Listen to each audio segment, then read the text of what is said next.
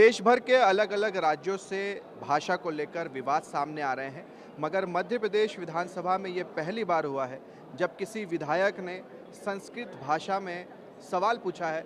और हैरानी की बात तो ये है कि जवाब भी मंत्री की तरफ से संस्कृत भाषा में ही आया है। वही विधायक अभिलाष जी हमारे साथ हैं, उनसे बातचीत करते हैं। ये पहली बार है। अभी हम देख रहे हैं मराठी विवाद चल रहा है, साउथ में अगर आप चले जाएं, गुजरात में, यहाँ तक कि संसद में भी हमने देखा कि जो जिस भाषा से आता है वो वही बात कर रहा था। आप एक अलग चीज़ लेकर आए हैं, संस्कृत।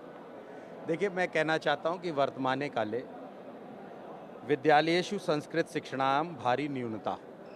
जिस तरह से शिक्षक की कमियां कई जगह देखी जाती हैं, संस्कृत भाषा के बोलने वालों की कमियां जहां पर देखी जाती हैं, कई जगह संस्कृत को लोग छोड़कर इंग्लिश और हिंदी की तरफ बढ़ रहे हैं।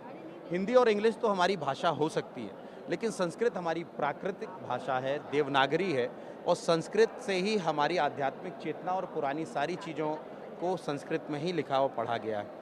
संस्कृत जैसी बोली जाती है, वैसी पढ़ी जाती है, वैसे उसका अर्थ निकलता है। कभी जब सुपर कंप्यूटर बनाने की बात आई, तब भी ये कहा गया कि संस्कृत इसकी भाषा हो सकती है।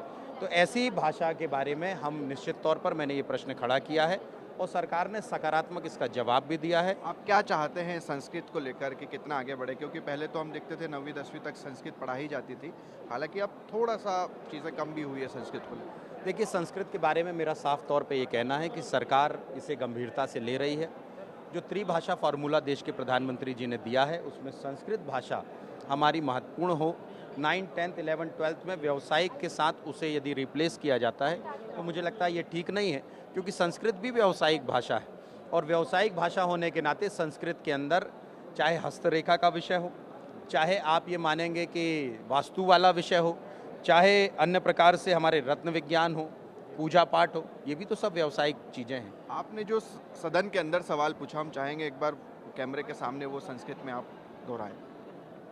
देखिए, संस्कृत में जो मैंने भाषा में कहा है, मध्य प्रदेशस्याने अपि सांस्कृतिक दृष्टया समृद्धस्य राज्यस्य संस्कृत भाषाया संरक्षणाय संवर्धनाय च विशेष प्रयत्नानाम् आवश्यकता विद्यते।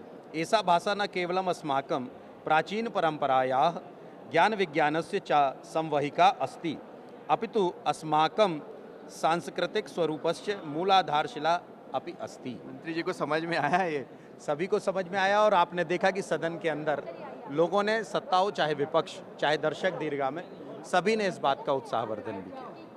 चलिए, तो अभिलाष पांडे जी बीजेपी के विधायक हमारे साथ बातचीत कर रहे थे, और ये पहली बार हुआ जब विधानसभा में सदन के अंदर किसी विधायक ने संस्कृत भाषा में सवाल पूछा।